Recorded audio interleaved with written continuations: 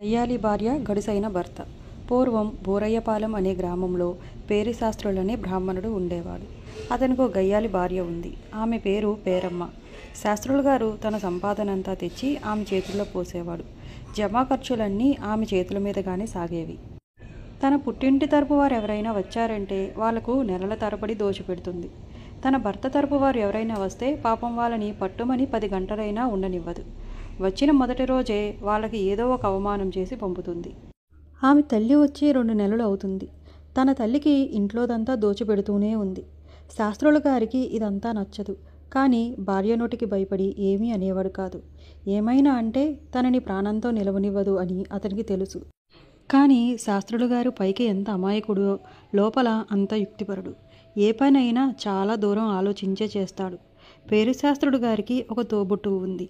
ఆమె చాలా సాత్వికురాలు. ఆమె బూరయ్యపాలెంకు 4 మైళ్ళ దూరంలో నివసిస్తుంది. ఆమె పేరు నరసమ్మ. ఆమె చాలా పేదది. ఆమె భర్త భూస్వాముల పొలాలను కవులకు చేసుకుంటూ ఉంటాడు. నరసమ్మ ఎంత పేదరికంలో ఉన్నా తన అన్నగారిని ఏమీ సహాయం చేయమని అడిగేది కాదు. అన్నగారు ఎంత ధనవంతుడైనా భార్య చేతిలో వాడని ఆమెకు తెలుసు. నరసమ్మ కుటుంబం రాను రాను దరిద్ర స్థితిలో పడిపోతూ ఉంది. ఆ ఏడు పంటలేమీ పండకపోవటం వల్ల ఆమె భర్త చాలా ఇబ్బందులు పడుతున్నాడు. తినటానికి తిండి దొరకటం కూడా కష్టంగా ఉంది. ఇక ఎట్లాగూ తన అన్నగారిని సహాయం అడగక తప్పింది కాదు నరసమ్మకి. అన్నని ఏమైనా సహాయం చేయమని వదినగారికి తెలియకుండా అడుగుదామని బూరయ్యపాలెం ప్రయాణమైంది. పాపం ఆమె దురదృష్టమో ఏమో ఆ రోజే శాస్త్రి గారు ఏదో పని మీద పొరుగురు వెళ్ళాడు. నరసమ్మ అన్నగారింటికి వెళ్ళేసరికి తన వదిన ఆమె తల్లి ఇంట్లో ఉన్నారు. ఆడపడుచును గుమ్మంలో చూడగానే తల్లి కూతుర్లిద్దరూ అప్పుడే సూటిపోటి మాటలు అనటం మొదలుపెట్టారు. నరసమ్మ ఆ మాటలు లెక్క పెట్టక ఇంట్లోకి వెళ్ళి వదినా అన్నయ్య ఏడి అని పేరమ్మను అడిగింది. దానికి పేరమ్మ నువ్వు వస్తావని మీ అన్నయ్య కలగనలేదు కదా, మీ అన్నయ్య లేడు అని అంది.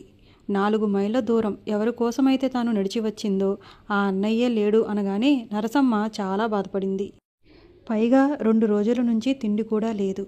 వదిన మొన్న తిన్న మెతుకులు ఇంత అన్నం ఉంటే పెట్టవు అని నోరు తెరిచి పేరమ్మని అడిగింది. దానికి పేరమ్మ 100 సార్లు తిట్టి చిన్న రాతి చిప్పలో పాచిపోయిన అన్నం పెట్టింది. నరసమ్మ ఆకలితో ఉండటం వల్ల అన్నము పాచిపోయిన వాసన వస్తూ ఉన్నా తినేసింది. పాపం ఆమెకు ఆ అన్నం చాలలేదు. మళ్ళీ అడిగితే తన వదినగారు ఇంకెన్ని తిడుతుందో అని అంతటితోటే సరిపెట్టుకుంది. 4 మైళ్ళ దూరం నడిచి వచ్చింది కాబట్టి ఆమెకు నిద్ర వస్తుంది. అందువల్ల వదిన నిద్ర వస్తుంది, కాస్త చింగిచాప ఉంటే ఇవ్వు, ఇలా పడుకుంటాను అంది నరసమ్మ. ఇప్పుడే గిన్నెడు అన్నం తిన్నావో లేదో అప్పుడే నిద్ర. ఇక్కడ ఏదో ఉన్నదని తినడానికి వస్తారు. చాప లేదు గీపా లేదు, ఆ మూల పడుకో అంటూ పేరమ్మ తన తల్లితో ఇంట్లోకి వెళ్ళిపోయింది. నరసమ్మ తన దౌర్భాగ్యాన్ని తిట్టుకుని చీర కొంగు పరుచుకుని ఒక మూల పడుకుంది. ఆమెకు గాఢంగా నిద్రపట్టింది. లోపల తల్లి కూతుర్లిద్దరూ నరసమ్మను ఎలా బయటకు పంపుదామా అని ఆలోచిస్తూ ఉన్నారు. నరసమ్మ తిరిగి తమ గుమ్మం ఎప్పటికీ ఎక్కకుండా ఉండేటట్లు చేయాలని వారి ఉద్దేశం. నరసమ్మ ఏం చేస్తుందో చూద్దామని వారిద్దరూ బయటకు వచ్చారు. నరసింహ గాఢంగా నిద్రపోతుంది. నూనె రాయిన ఆమె తల నుండి పేలు గోడ మీదకు పాకుతున్నాయి. అది చూసి వాళ్ళిద్దరూ విరగబడి నవ్వుకున్నారు. వాళ్ళకి ఒక ఉపాయం తట్టింది. వెంటనే ఒక మంగళని పిలిచి ఆమె పునిస్త్రీ అని కూడా చూడకుండా వాళ్ళిద్దరూ నిద్రపోతున్న నరసమ్మను బలవంతంగా పట్టుకుని ఆమె తల గొరిగించేశారు. ఈ ఘోరావమానం భరించలేక పాపం నరసమ్మ దుఃఖంతో తిరిగి ఇంటికి వెళ్ళిపోయింది. ఇదంతా జరిగిన మరుసటి రోజున పేరిశాస్త్రుడు గారు వచ్చారు. తన భర్త తనని ఏమీ చేయలేడనే ఉద్దేశంతో పేరమ్మ తను చేసిన ఘనకార్యాన్ని భర్తతో గర్వంగా చెప్పింది. అదంతా విన్న శాస్త్రులు గారికి కడుపు మండిపోయింది. తన చెల్లికి జరిగిన అవమానానికి బదులుగా వారిద్దరికీ ఏదో ఒకటి చేయాలనుకున్నాడు. ఏం చేద్దామా అని దీర్ఘంగా ఆలోచించాడు. ఇలా జరిగిన కొంతకాలానికి పేరమ్మ తల్లి తన భర్త దగ్గరికి వెళ్ళిపోయింది. ఇదే సమయం కోసం ఎదురుచూస్తున్న శాస్త్రులు గారు సంతోషించాడు. ఏదో పని ఉందని భార్యతో చెప్పి శాస్త్రులు గారు బయటికి వెళ్ళాడు. అక్కడక్కడ ఒకరోజు గడిపి ఇంటికి వచ్చి లేని విచారాన్ని నటిస్తూ కూర్చున్నాడు. ఇంతలో పేరమ్మ వచ్చి ఏమండి అలా ఉన్నారు అని అడిగింది. దానికి శాస్త్రులు గారు అబ్బా ఏమని చెప్పను, నేను తిన్నగా మీ అమ్మ దగ్గరకు వెళ్ళాను. ఇక్కడ నుండి ఆమె వెళ్ళినప్పటి నుంచి ఆమె చాలా ఇబ్బందుల్లో ఉంది. తిండికి కూడా కష్టంగా ఉందంట. నిన్ను ఏమైనా సహాయం చేయమంది అని నిజంగా తాను వెళ్ళి వచ్చినట్లుగానే చెప్పాడు. ఈ మాటలు విన్న పేరమ్మ ఏడుస్తూ గబగబా లోపలికి వెళ్ళి 4 పట్టు చీరలు 30 రూపాయలు తీసుకొచ్చి, నేను ఇచ్చానని చెప్పి ఇవి మా అమ్మకు ఇచ్చిరండి, త్వరగా వెళ్ళండి అని అప్పటికప్పుడే భర్తను తల్లి వద్దకు ప్రయాణం చేసి పంపింది. తన తల్లికి ఇవ్వమని భార్య ఇచ్చినవన్నీ పుచ్చుకుని శాస్త్రిగారు తిన్నగా తన చెల్లెలు వద్దకు వెళ్ళి ఆ పట్టుబట్టలు 30 రూపాయలు ఆమెకి ఇచ్చి ఆ తల్లి కూతుర్లను అవమానించటానికి తాను వేసుకున్న పన్నాగం అంతా చెప్పి చెల్లికి చేసిన అవమానానికి క్షమాపణ చెప్పుకున్నాడు. నరసమ్మ అన్నగారి యుక్తికి సంతోషించింది. శాస్త్రిగారు ఇంటికి వచ్చి భార్యతో, మీ తల్లికి నీవు పంపినదంతా ఇచ్చాను, ఆమె చాలా సంతోషించింది అని చెప్పాడు. అలా కొంతకాలం జరిగాక శాస్త్రులు మళ్ళీ ఇదే ఎత్తువేసి కొంత డబ్బు కొన్ని బట్టలు తన చెల్లెలకు ఇచ్చాడు. అన్నగారికి తన మీద ఉన్న ప్రేమకు నరసమ్మ దంపతులు చాలా సంతోషించారు. ఈ విధంగా కొంతకాలం జరిగింది. పేరిశాస్త్రి ఈసారి అత్తగారికి భార్యకు అవమానం చేయాలన్న ఉద్దేశంతో భార్యతో చెప్పి అత్తవారింటికి నిజంగా ప్రయాణమయ్యాడు. వెళ్ళి అత్తగారితో ఈ విధంగా చెప్పాడు.